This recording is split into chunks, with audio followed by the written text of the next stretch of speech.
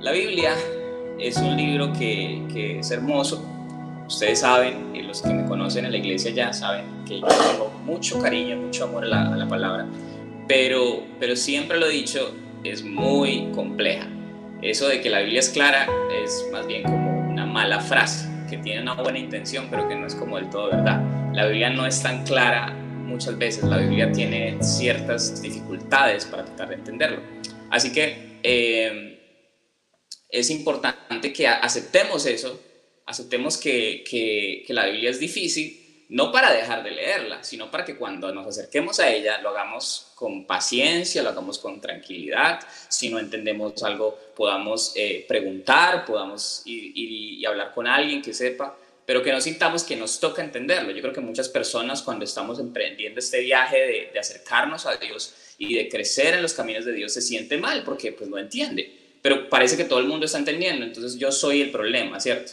Yo soy el que está como atrasadito, yo soy el que no está como agarrando la idea, pero realmente no. La Biblia es difícil de entender muchas veces, la Biblia a veces es compleja, es rara, dice cosas que yo no sé qué está queriendo decir. Eso es normal y tenemos que aceptar que es normal, y por eso yo estoy aquí diciéndole a usted hoy, enseñando que la Biblia no es clara, es difícil a veces, y eso es bueno, porque nos ayuda como cristianos a apoyarnos, a enseñarnos, a entender que debemos seguir aprendiendo y que es un proceso, y que no se trata de aprenderla en un 2x3, que no se trata de saberla de memoria porque sí, se trata de ir de a poquito y entendiendo qué es lo que Dios está diciendo a través de estos textos.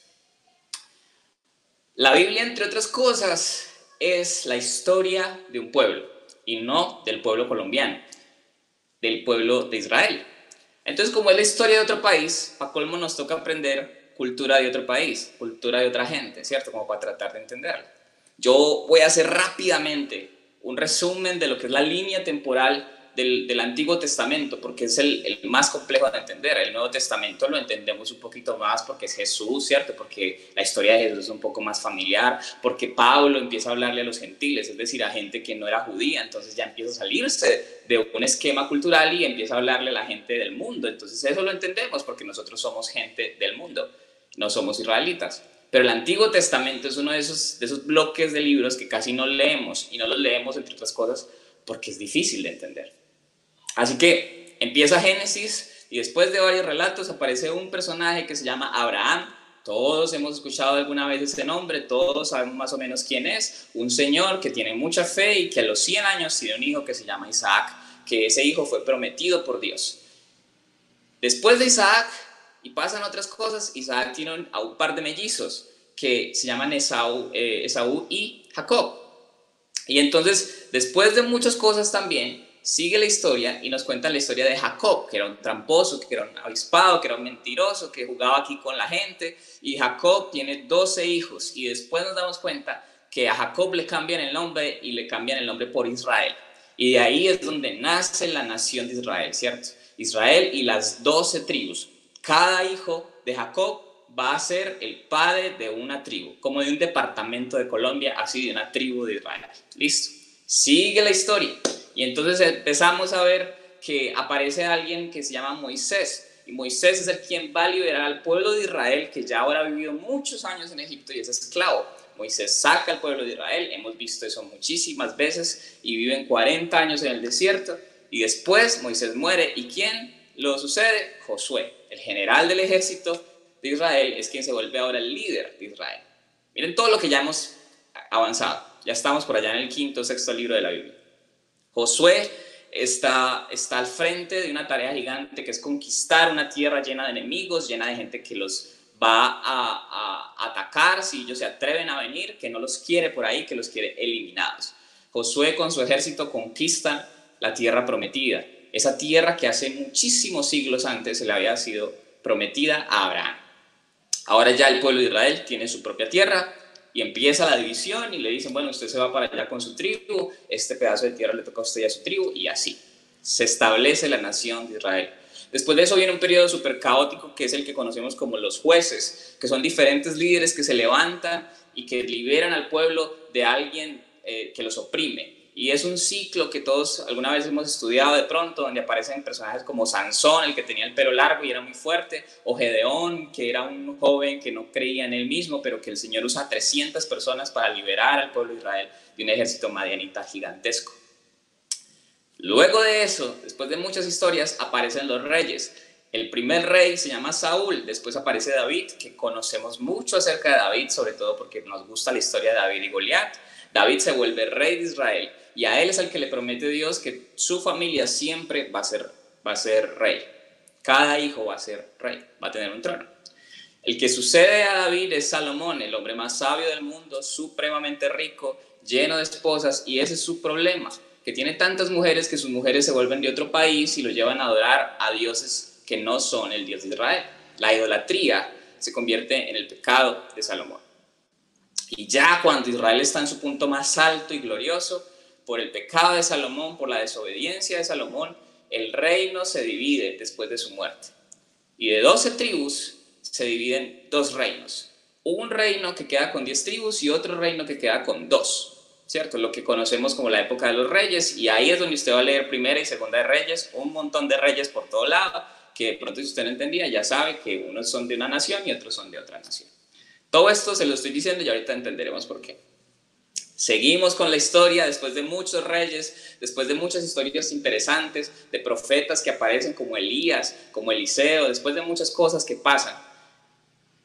El pueblo ha cometido tanto pecado que el Señor dice, no más, voy a dejar que los lleven en cautiverio, es decir, viene Babilonia y ataca a uno de los reinos, al reino del sur. Y viene Asiria, que es otro imperio grandísimo, y ataca al reino del norte. Y toda la tierra prometida queda desolada, ya no hay israelitas ahí. Por su pecado, ellos han sido llevados como esclavos otra vez a otras naciones. Ahí es donde vamos a estar. Después de toda esta historia rápida que les conté, esa es la historia del Antiguo Testamento, básicamente.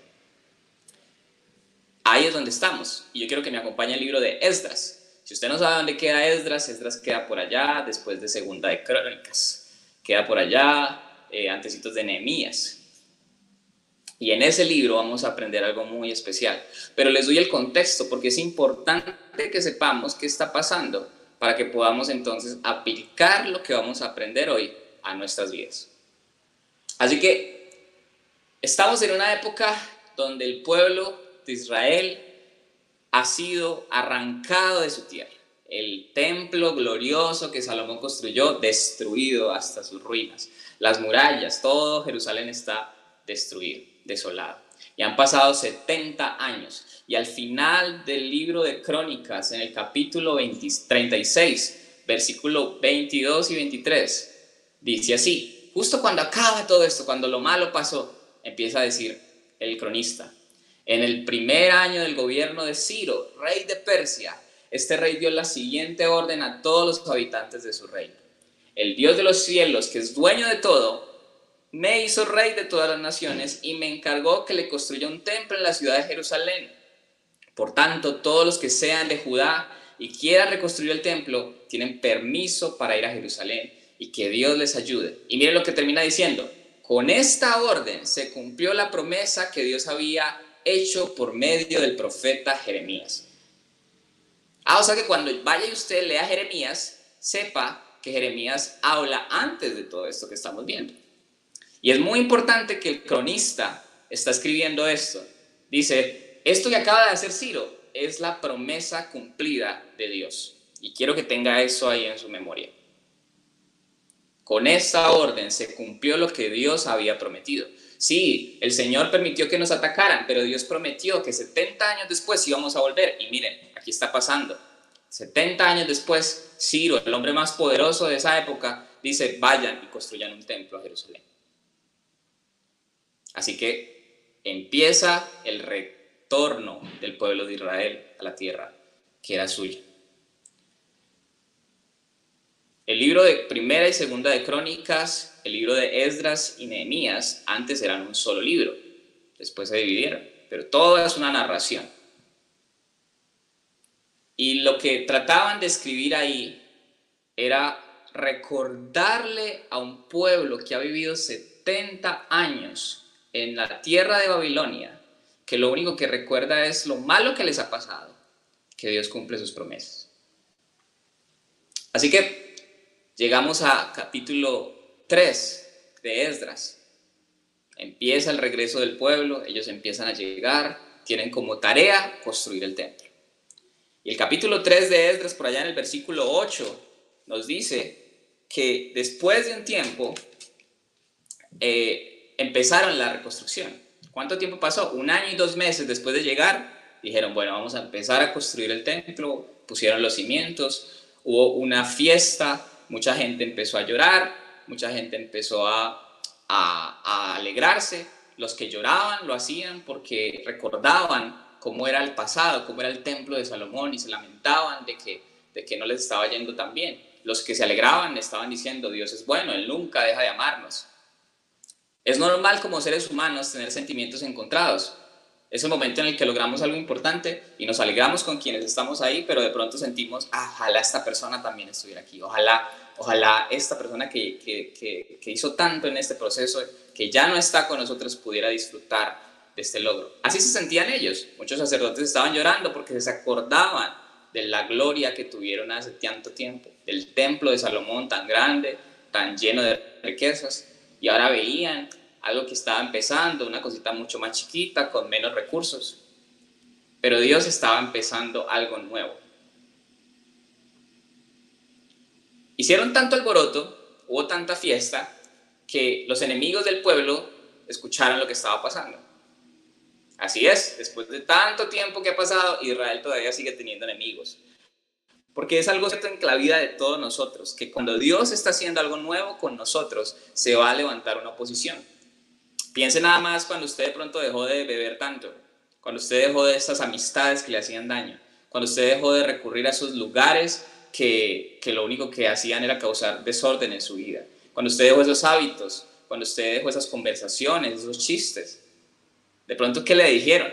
De pronto lo molestaron, de pronto quisieron hacerlo sentir mal por sus cambios, por esas decisiones que usted estaba tomando para cambiar su vida y empezar algo nuevo. Muchas veces la oposición no solamente es de nuestra familia, no solamente es de esos amigos que tenemos, sino que a veces somos nosotros mismos nuestra primera oposición, nuestro peor enemigo. Que cuando estamos empezando algo nuevo, eso dentro de nosotros, que el Nuevo Testamento llama la carne, nos empieza a jalar hacia atrás. Así, de la misma manera, Israel encontró oposición y la oposición logró detener la construcción por 14 años. No vamos a leer eso pasa en el capítulo 4, pero vamos a leer un versículo. Versículo 24 dice, así que la reconstrucción del templo de Dios quedó suspendida hasta el 2.º año del reinado de Darío. Es como que acabamos de empezar a construir y ya nos pararon. Y el versículo nos da un salto de tiempo. Nosotros no sabemos quién es Darío, no sabemos cuántos años ha pasado desde eso, pero si uno después va y lee en otro lado, dice, ok, han pasado 14 años, es decir, acabamos de llegar a Jerusalén, empezamos a construir el templo, llegan estas personas y nos dicen, ustedes no pueden construir este templo, ustedes quién los mandó a construir este templo, seguro ustedes quieren ser enemigos del rey, seguro ustedes quieren hacer algo malo, paren. Y 14 años pasaron. Pero ¿saben cuál fue la estrategia de estos enemigos? Y aquí quiero que me preste atención. El arma que estos enemigos utilizaron fue las memorias. Vaya conmigo, versículo 15 del capítulo 4. Esta es una carta que los enemigos de Israel le escriben al rey. Y dice, le pedimos a su majestad, busquen las memorias de sus antepasados y podrá comprobar que esta ciudad, que siempre ha sido rebelde y perjudicial para los reyes y provincias del reino. Los enemigos de Israel le dicen al rey, vaya y mire, allá en los registros que ustedes tienen en esa biblioteca, esa historia que siempre se escribía en esa época, miren que Jerusalén siempre ha sido rebelde. Si ustedes los dejan construir este templo, seguramente van a perder este terreno, van a perder esta región. Ellos se van a levantar tarde o temprano y van a hacerle daño al rey. Deténganlos. Qué poderosa es la memoria. Puede hacernos recordar buenos momentos, hacernos reír, puede usted estar ahí en su casa solo y empezar a recordar algo chistoso y usted se está riendo solo y parece que usted estuviera ahí viviendo ese momento. Pero también nos puede hacer sentir muy mal. La misma memoria puede llevarnos a lugares donde algo pasó y nos puede hacer vivir de nuevo las consecuencias de eso. En este caso, estamos hablando de memorias que nos detienen. Eso fue lo que los enemigos de Israel usaron. Una memoria, algo que pasó, una actitud de Jerusalén. Sí es cierto que Jerusalén había sido rebelde. Sí es cierto que Jerusalén había sido dañina en la época de los reyes. Y es por eso que fue destruida. No es una mentira, es verdad. Jerusalén ha sido eso. Pero no es esta misma Jerusalén. Están hablando del pasado. Pero este pasado es suficientemente poderoso para detener lo que estaba haciendo este pueblo. Para detener la construcción, no por unos meses, no por unos días, por 14 años se detuvo la construcción. Y asimismo hay recuerdos que nos están deteniendo. Usted sabe cuáles son, de pronto usted es el único que lo sepa. De pronto el enemigo o las personas a su alrededor o usted mismo ha sido quien ha usado el pasado y los malos recuerdos para detener lo que Dios está haciendo. Cuando imponemos comportamientos pasados a nuestro presente, cuando nos dicen que nunca vamos a cambiar, que con razón, yo siempre he dicho que usted es así, no me sorprende que usted sea eso, yo sabía, yo me acuerdo esa vez que usted lo hizo, yo me acuerdo, usted se le olvidó de pronto. Esa clase de actitudes nos frenan, nos detienen. Toda esa vergüenza, toda esa culpa, todo ese dolor nos frena por completo. Y la táctica le sirvió a los enemigos de Israel. La obra se detuvo. Ellos querían que no se siguiera construyendo el templo. Y detuvieron la obra 14 años usando una mala memoria. Así que, ¿qué nos está deteniendo? Muchas veces, como el pueblo de Israel, estamos empezando cosas nuevas en nuestra vida, una nueva etapa. Puede ser en el trabajo, puede ser una relación, puede ser una carrera, puede ser un momento especial en nuestra relación con algún familiar que nos habíamos reconciliado. Incluso nuestra relación con Dios, algo nuevo está empezando. Y lo que viene a atacarnos inmediatamente es el pasado. Muchas veces nos detiene, muchas veces el pasado nos señala y nos dice, acuérdese cómo era usted. Acuérdese lo que usted hizo. Acuérdese lo que le hicieron. No confíe de nuevo en esas personas. Usted ya confió una vez y le han fallado. Ni siquiera tiene que ser algo que tengamos ahora. Imponemos comportamientos de otras personas a las que tenemos ahora. Imponemos comportamientos y situaciones de nuestro trabajo anterior al trabajo que tenemos. El jefe que tuvimos fue tan malo que ahora cualquier jefe que tengamos es así. La relación en la que estuvimos fue tan mala que ahora la relación nueva que el Señor nos ha regalado va a ser así también. El pasaje dice, y usted lo leyó conmigo en el versículo 15, revisen la memoria de los antepasados. No era este pueblo rebelde. No eran ellos los pecadores, no eran ellos los que mantenían la revolución. Era el pasado, Israel antes del cautiverio. A veces no es lo que hacemos ahora, sino lo que hicimos antes. A veces no es lo que somos hoy, sino lo que fuimos, lo que nos detiene. ¿Qué tan poderoso es el pasado cuando le damos permiso de entrar a nuestro presente?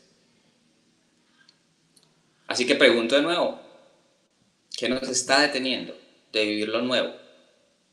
¿Qué memoria nos está frenando en la obra que nos ha sido encomendada? Ese es el capítulo 4.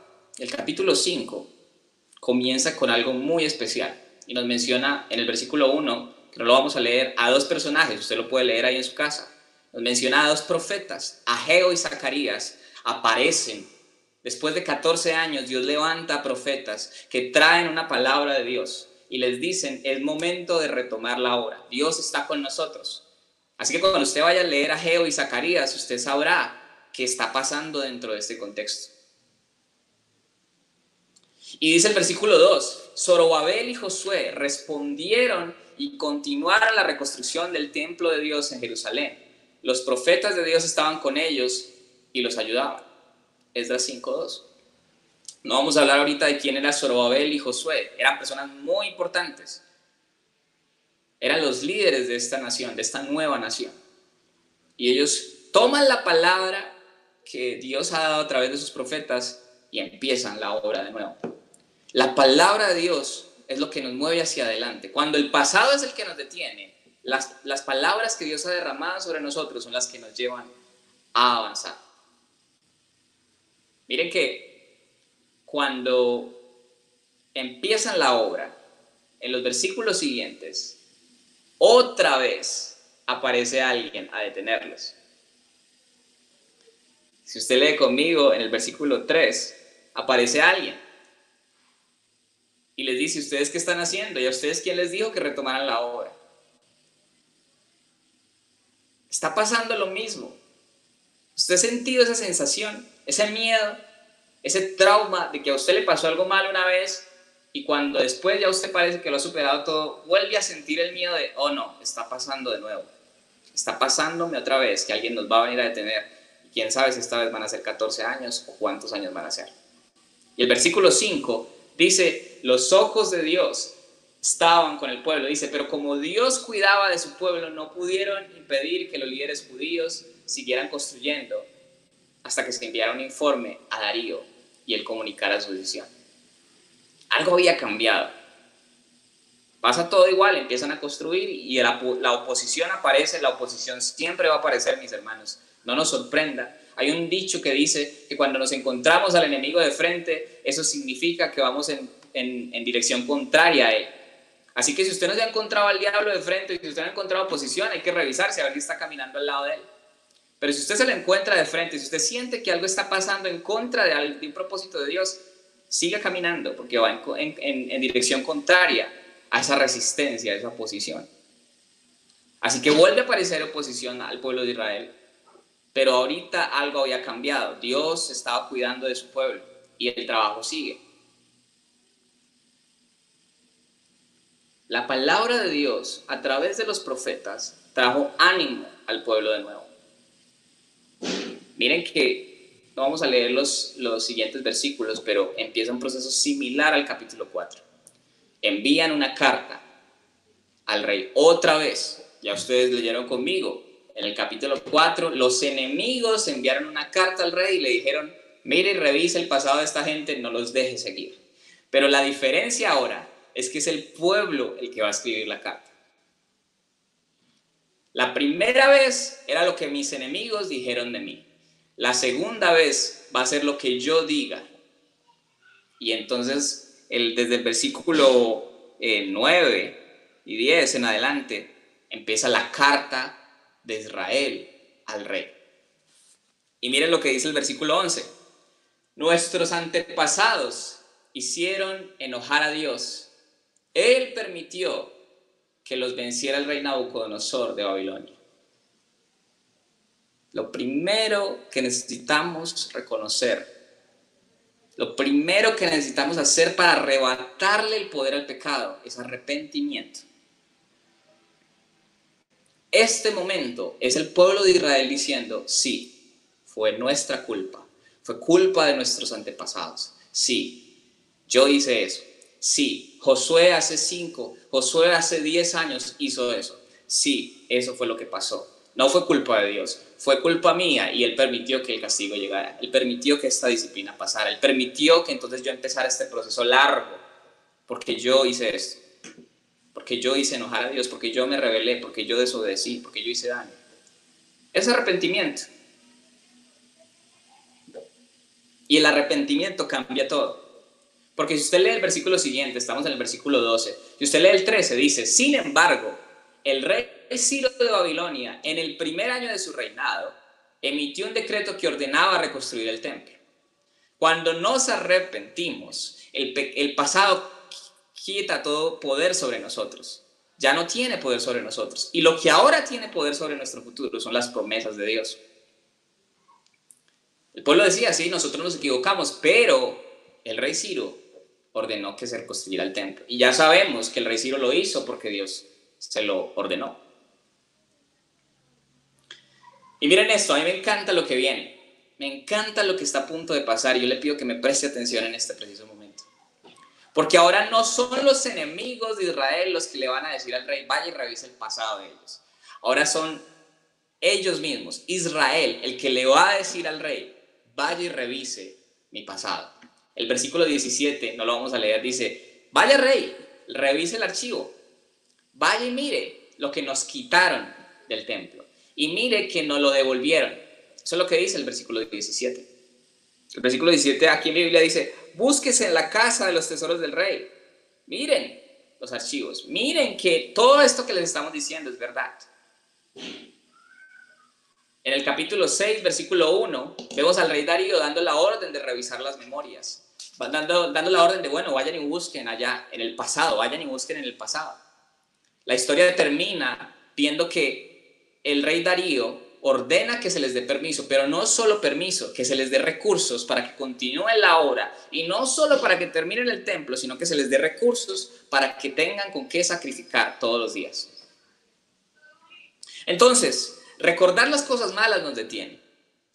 Que el pasado de aquellas cosas que hicimos mal nos puede detener. Cuando otras personas señalan esas áreas de nuestra vida, nos pueden detener. Pero cuando Dios interviene y sus promesas son recordadas, entonces ya el pasado no tiene poder alguno. Ahora somos nosotros diciendo: sí, yo hice eso. Sí, claro que sí, yo fui así. Claro que sí, esto me pasó a mí. Pero ahora mi vista no está puesta en lo que me pasó, en lo que yo hice. Está puesta en las promesas de Dios. Está puesta en lo que Él dijo que iba a hacer. Él dijo que nos iba a regresar aquí, y miren, Ciro no regresó. Él dijo que lo que había sido robado del templo iba a volver, y miren, Ciro no lo devolvió. Mis hermanos, no nos avergoncemos más de las malas decisiones, sino que pongamos nuestra vista en las promesas de Dios. Que cuando la gente nos señale, o cuando seamos nosotros mismos quienes hagamos ese ejercicio de señalarnos, nuestra atención corra a las promesas de Dios. Sí, yo fui así, pero ahora en Dios soy esto. Y es por eso que seguramente muchos malos recuerdos vinieron a su cabeza mientras estábamos hablando de esto. Seguramente alguna cosa que a usted le pasó, alguna cosa que usted hizo, está ahorita en su memoria. Pero yo le pido que lleve su atención, y yo también la llevo, a las fieles promesas de Dios. Vimos a un pueblo que fue detenido porque usaron su pasado para detenerlo. Ahora vemos a un pueblo que primero es animado por Dios a través de sus profetas, y que segundo usa su pasado, que sigue siendo el mismo pasado malo, que sigue siendo algo malo que les pasó. Miren que ellos no están hablando de una experiencia bonita, usan la misma experiencia fea que tuvieron, usan el mismo trauma, pero ahora cambian su significado, porque el Señor puede darle significado a las cosas que no tenían sentido en nuestra vida, porque el Señor puede hacer que las malas decisiones que tomamos antes nos lleven a buenos lugares ahora. Él es capaz de restaurar lo que hemos perdido, Él es capaz de devolvernos lo que nos han quitado. Y no solo eso, como hizo Darío, no solo devolvió lo que habían robado del templo, sino que dio más al templo. Así que el Señor no solo nos va a devolver lo que hemos perdido, nos va a dar más de lo que le hemos pedido. Pero debemos dejar de traer lo que fuimos ahora a lo que somos, porque el Señor nos ha hecho personas nuevas. En Jesús encontramos el total cumplimiento de las promesas. Él es la palabra de Dios que se nos ha sido dada a nosotros. Así como Ageo y Zacarías hablaron la palabra de Dios para el pueblo de Israel en ese tiempo, en Jesús Él es la palabra. Él es quien nos trae un mensaje de salvación, que nos tiene que animar a dejar el pasado atrás y a levantarnos a seguir. Él es quien toma nuestros pecados, quien toma nuestro pasado, quien toma nuestros errores y los mata en esa cruz y los sepulta, como dice uno de los textos de la Biblia, al fondo del mar. En Él hoy podemos decir que no hay condenación para los que están en Cristo Jesús. Es en Él que podemos decir que somos nuevas criaturas, que todo lo que fuimos, que todas las malas memorias, que todos los errores son quitados, son hechos fuera de nosotros, y ahora algo nuevo empieza, ahora algo nuevo viene. Los que estamos en Él somos nuevas criaturas. Todas las cosas viejas pasaron, he aquí todas son hechas nuevas. Así que esta mañana, si hemos estado utilizando nuestro pasado, si alguien más lo está haciendo, si el diablo mismo nos está hablando al oído, recordándonos lo que fuimos, no dejándonos disfrutar lo que tenemos y lo que Dios quiere darnos, no empecemos a reprender al diablo. No hable con él. Usted usted concéntrese en las promesas de Dios. Diga como el salmista: alma mía, alaba al Señor. No olvides ninguno de sus beneficios. Bendícelo. Recuerda cada una de sus bendiciones. Él es quien perdona todas nuestras iniquidades. Él es quien sana todos nuestros dolores. Él es quien nos corona de favores y misericordias. Y cuando hacemos eso, cuando nuestra atención no está basada en nuestros errores, sino en la fidelidad de Dios, vamos a ver cómo Él responde, vamos a ver cómo avanzamos. Entonces avancemos, caminemos sobre las promesas de Dios. Él ha creado un camino nuevo delante de nosotros. Atrás lo antiguo, atrás lo feo que fue nuestra vida, el daño que nos hicieron. Hay una sanidad que nos espera adelante. Hay algo nuevo que nos espera adelante. Hay más aprendizaje, hay más bendiciones, hay más unción, hay más palabra que Dios quiere darnos, hay más milagros que Dios quiere hacer en nosotros, hay sanidades físicas y emocionales que Dios quiere hacer en nosotros. Pero dejemos de darle poder al pasado, que ya las memorias no nos detengan, sino que sean memorias que nos hagan progresar, que nos hagan avanzar.